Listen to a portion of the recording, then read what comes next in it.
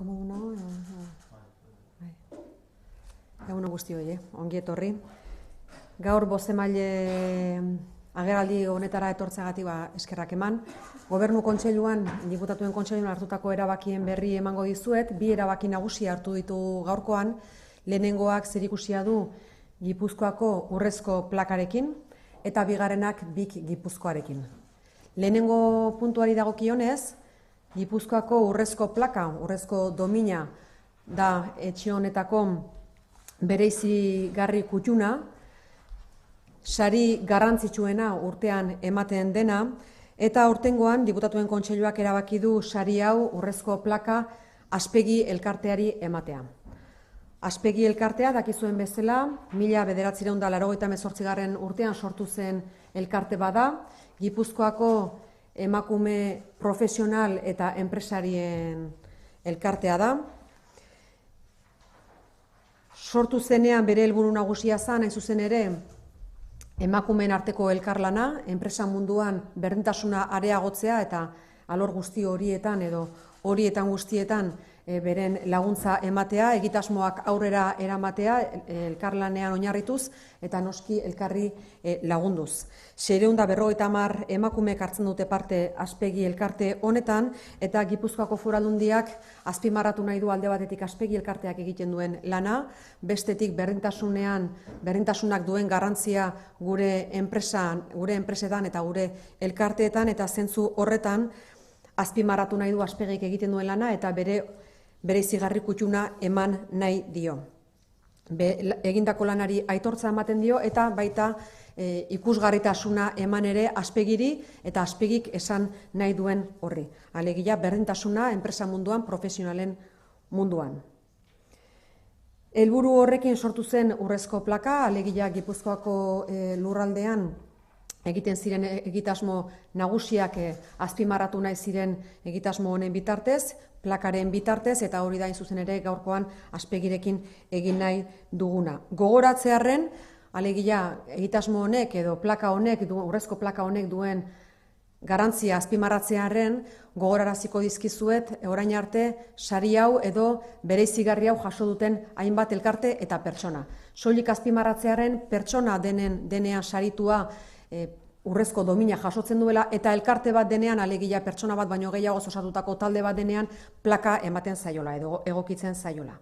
1982 urtez geroztik hasi da bereizigarri hau ematen eta besteak beste jaso dute Jose Miguel Barandiaranek, Donostiako Orfeoiak, Mentxu Galek, Pedro Miguel Etxernike, Itziar Astiasaran eta Andoni Egainak, Xabier Arzailuzek, Garaiko Etxeak, Pedro Luis Uriartek, Mikel Laboak, Angel Olaranek, Nestor Basterretxea, Benito Lertxundi, Juan Antonio Urbeltz, Ramos Saizar Vitoria, frankismoaren biktimak eta jakin taldeak. Beraz, bereizgarri hau eman zaie pertsona ekarpen handia egin duten, gure lurraldean ekarpen handia egin duten pertsonei eta horregatik ematen zaio Aspegi bezalako elkarte bati. Sari hau abenduaren 18an emango zaie, Gipuzkoako Foru Aldundian, eta bereizigarri honek duen garrantzia eta Aspegi duen garrantziaren mailako ekitaldi bat burutuko dugu etxe honetan. Bigarren erabakia, BIK Gipuzkoa azpimarratzen nizuen. BIK Gipuzkoako lurraldean dugun beste egitasmo garrantzitsu bada eta horregatik erabaki du gaurko Gobernu Kontseiluak 150.000 euroko ekarpena egitea. 150.000 euroko ekarpen bat ere egingo du Eusko Jaurlaritzak Espriren bitartez, ohiko jarduera finantzatzen jarraitzea da du helburu laguntza honek. BIK Gipuzkoa 1993 urtean sortu zen eta enpresa berritzaileak sortu, enpresa berritzaileak lagundu eta enpresa berritzaileak martxan jarri eta sustatzea zuen helburu. Urte guzti hauetan lan handia egin du zentzu horretan, Gipuzkoan, berrikuntzaren arloan, eta horren adibide, datu batzuk eman nahi dizkizuet, duen garrantziaz jabetu gaitezen danok. 2018 urtean adibidez, Txekintek egitasmoaren bitartez, eta Txekintek egitasmoa da pertsona bakarrak edo bakarka egiten diren egitasmoak, 39 proiektu bideratu ziren, barnetekin, hau antzekoa litzateke, inkubadora bat, baina enpresen barruan sortzen direnak, alegia jende gehiagok artean sortutakoa enpresa baten barruan, 28 proiektu lagundu ziren, bultzatutako startup kopurua 41 izan zen, eta 41 startup hauen aurreikuspena da 3-5 urtetara 416 lanpostu sortuko direla, eta 28 milioi euro bilduko dituztela, edo lortuko dituztela. 2019 urtean, datu berriak emanez, txekinteki dagokionez 26 proiektu burutu zituzten, barnetekin 31 proiektu, bultzatutako startup kopurua 20koa izan zen, eta horietatik 8 emakumeek bultzatuak. Enplegu aurreikuspena startup hauei dagokienez 207 lanpostukoa da, eta 13 milioi euro lortzea espero da. Etorkizunari begira, 2020 urtean 20 proiektu edo 20 startup berri burutzeko asmoa da, 20 ez 25 barkatu, eta ze alorretan lan egiten duten da zergatik daukan garrantzia bi Gipuzkoa bezalako egitasmo batek, hain zuzen ere esparru kualifikatuetan laguntzen duelako. Besteak beste, biozientzietan, fabrikazio aurreratuetan, mugikortasun modu berrietan, energia, gastronomia digitala, horrelako alorretan egiten du lan eta horietan garatzen ditu proiektuak. Zifra hauek adierazten dute beraz, edo datu hauek adierazten dute zenolako garrantzia duen bik Gipuzkoak Gipuzkoarentzat, eta zentzu horretan, horrez gainere, lan egiten du modu guretzat interesgarri baten, alegia elkarlanean, erakunde publiko, erakunde pribatu, unibertsitate, enpresa eta abarrekin egiten dute lana, elkarlanean oinarritutako egitasmo bada beraz, eta etorkizunarekin zen baitan ere kokapena du bete-betean. Hoxe baita, hain zuzen ere, etorkizunarekin zen, eta Gipuzkoako Foru Aldundiaren eginkizunetako bat, edo lan ildoetako bat, elkarlana.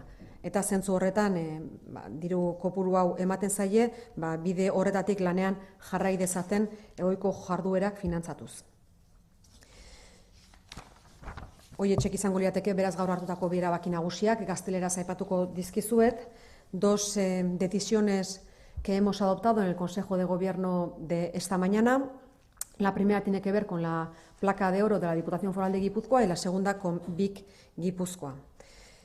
La placa de oro de la Diputación Foral de Guipúzcoa o medalla de oro en función de si se dirige a una persona en concreto o a un colectivo es el más especial, el reconocimiento más especial que realiza la Diputación Foral de Guipúzcoa a lo largo del año. Es la más importante de todas. Este año hemos decidido que esta se le va a conceder a Aspegi, la Asociación de Profesionales y Empresarias de Guipúzcoa.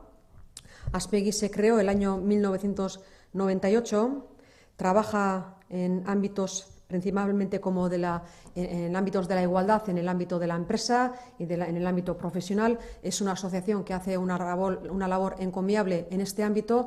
Nosotros queremos subrayar precisamente esta labor que realizan, puesto que no solamente ayudan a las mujeres a través de la colaboración, a través del conocimiento compartido, sino que ayudan en la puesta en marcha de nuevos proyectos y demás. Hay 650 personas, 650 mujeres que componen Aspegi. La labor que realizan, por lo tanto, en el ámbito de la igualdad es muy importante y, sobre todo, hacen una labor importante en lo que respecta a la visibilidad de este colectivo. Y es precisamente eso lo que hemos querido subrayar en el Consejo de Gobierno de hoy y, por lo tanto, les otorgamos este reconocimiento tan especial, insisto, el reconocimiento más importante de la Diputación Foral de Guipúzcoa a lo largo del año.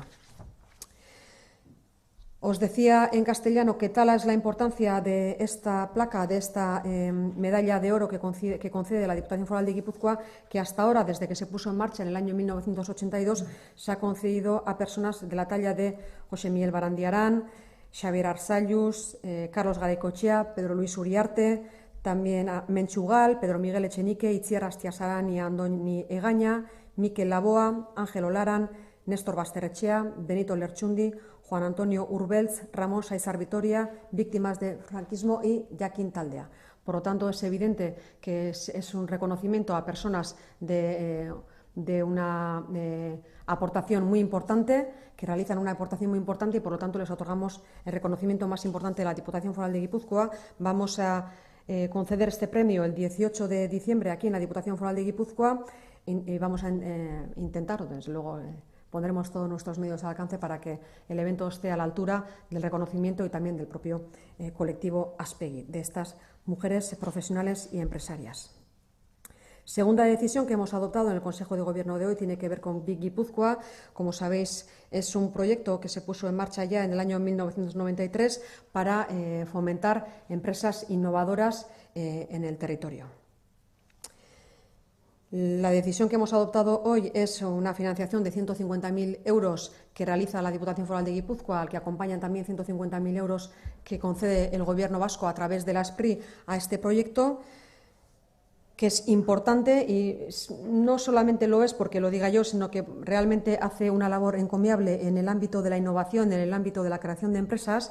Y por daros algunos datos, el año 2018, a través de Check-in Tech se pusieron en marcha 39 nuevos proyectos, a través de Barnetekin 28 nuevos proyectos, se pusieron en marcha 41 startups que van a crear 416 puestos de trabajo en 3-5 años y que esperan recaudar 28 millones de euros. El año 2019, 26 proyectos a través de Check-in Tech, 31 proyectos a través de Barnetekin, 20 startups que se pusieron en marcha, 8 de ellas dirigidas por mujeres, que van a crear 207 puestos de trabajo y 13 millones de euros. En relación al futuro, en este momento están trabajando en 25 nuevos proyectos que se van a poner en marcha a través en el año 2020 y es importante no solamente por la creación de nuevas empresas, por la creación de puestos de trabajo, por la creación de riqueza que luego se pueda redistribuir, sino porque trabajan en ámbitos muy cualificados como son las biociencias, la fabricación avanzada, nuevos modelos de movilidad, energía, gastronomía digital, etcétera. Por lo tanto, es un ámbito en el que nosotros tenemos especial interés, ponemos especial interés y ayudamos, por lo tanto, económicamente para que pueda dar sus frutos. Aparte de eso, trabajan de una manera que nosotros compartimos, es decir, a través de la colaboración con universidades, con empresas, también con instituciones públicas y privadas y, por lo tanto, bueno, pues es la forma de proceder también de la propia Diputación Foral de Guipúzcoa y en ese sentido, pues la colaboración es importante para nosotros con BIC Guipúzcoa. Y eso sería todo en relación a las decisiones que hemos adoptado en el Consejo de Gobierno de hoy. Hortik aurrera, norbaitek galderaren bat izango balu, erantzuteko prest naukazue. Galderaren bat? Barkatu? Dana garbi, baita ze ondo. Horrengoan ere bai, galderaren bat egongo bada, hoxe esango bat, izan loko dut bagarri. Edo bezaldi zuetan da zaldu. Oso ondo, bueno, honekin ordu bukatuko genuke. Eskerrik asko guztioi eta egun hona izan.